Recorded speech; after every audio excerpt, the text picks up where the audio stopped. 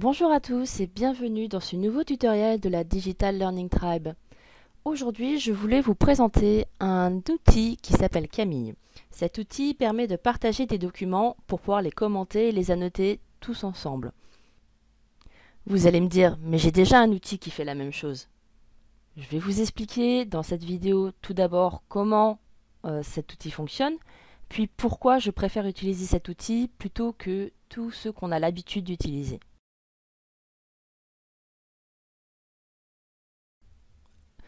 Lorsque vous vous rendez pour la première fois sur le lien camilleapp.com, vous arrivez sur cette page. Cliquez alors sur Get Started. Il vous demande alors de lier votre compte soit avec Google, soit avec un email.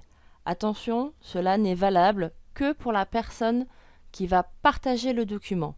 Les autres personnes qui vont relire le document partagé ensuite ne sont pas obligées de créer un compte. Une fois que vous avez associé une adresse mail ou un compte Google sur Camille, vous arrivez à cet écran-là. Vous pouvez directement charger un document sur Camille. À savoir que les documents pris sont en général des PDF. Si vous voulez partager un PowerPoint, il faudra d'abord le transformer en PDF, puis le partager ici.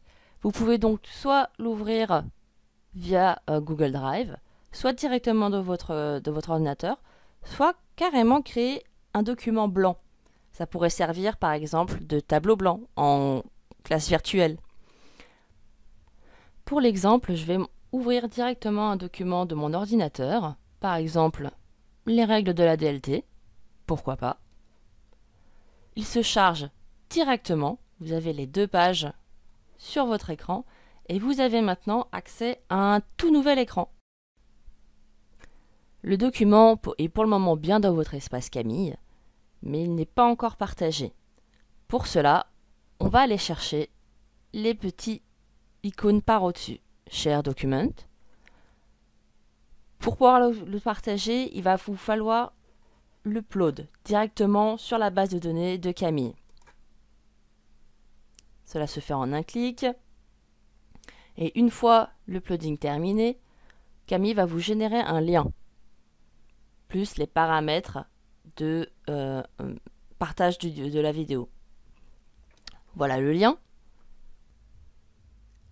On vient de me partager le lien du document précédent et j'arrive de nouveau sur cet écran-là. Je peux du coup soit me connecter, créer un compte, soit si vous faites très attention, il y a une petite mention qui vous permet de vous connecter au document sans vous enregistrer. Vous voyez, et j'arrive sur cet écran. Qu'est-ce que je fais? Comment je peux le faire? Vous avez sur le côté toute une tripotée d'outils. Vous pouvez rajouter du texte, par exemple. Vous pouvez rajouter des commentaires. Je veux par exemple dire j'aime beaucoup ce logo.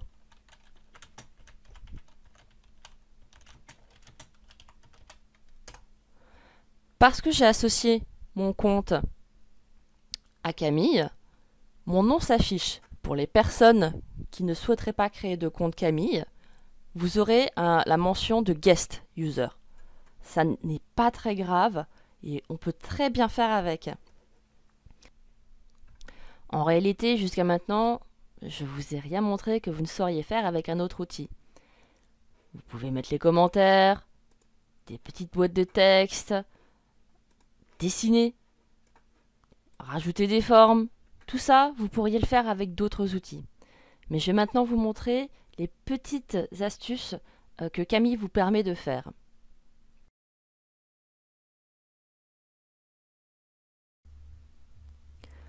Le premier avantage que je trouve à cette solution, c'est que au lieu d'utiliser un PowerPoint qu'on va envoyer à une personne qui va faire ses commentaires, puis à une seconde personne qui va faire ses commentaires, etc., etc., tout est en ligne, tout le monde peut commenter en même temps. Vous avez remarqué, je n'ai pas fait d'enregistrement ni quoi que ce soit, tout est fait automatiquement.